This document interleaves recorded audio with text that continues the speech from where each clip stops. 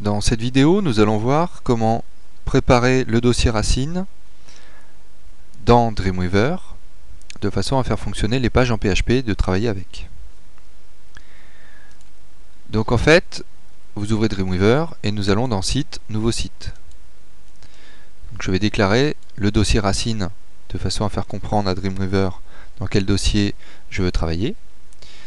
Donc ici je vais l'appeler par exemple site immobilier. Ici dans le dossier racine local, je vais aller chercher l'adresse du site. Donc, je l'avais mémorisé ici. Et ensuite, je vais aller dans serveur d'évaluation. Modèle de serveur, donc ici j'indique que je veux travailler en PHP MySQL. Accès, ici je pourrais travailler en ligne en FTP, mais il faudrait toujours être branché sur Internet. Donc ici je vais prendre local réseau. Donc ici nous retrouvons le dossier du serveur d'évaluation et le préfixe de l'URL. Alors ça c'est très important, c'est ce qui va nous permettre de pouvoir basculer entre Dreamweaver et l'aperçu dans le navigateur à travers le serveur PHP d'EasyPHP, donc le serveur Apache, de façon à faire fonctionner ces pages. Donc ici lui il propose localhost, souvent ça marche pas très bien, donc en fait il vaut mieux donner l'adresse directement, l'adresse IP, donc 127.0.0.1. C'est toujours cette adresse là pour le serveur local sur un ordinateur. Vous mettez une barre de division et vous rajoutez le nom de l'alias que vous avez paramétré dans EasyPHP.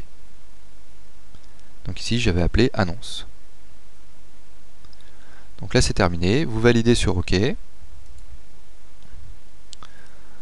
Donc si vous donne des informations ici, c'est pas grave, vous faites OK. Donc il est en train de construire la structure du site, voilà comme ceci. Et comme exemple, je veux ouvrir la page qui permet de lister les annonces.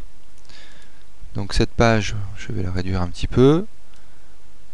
Donc c'est une page en PHP qui va nous permettre de lister toutes les annonces de notre site immobilier. Donc là je suis dans Dreamweaver, dans le mode de travail. Mais si je clique ici et que je demande l'aperçu dans un navigateur, donc là je réponds oui.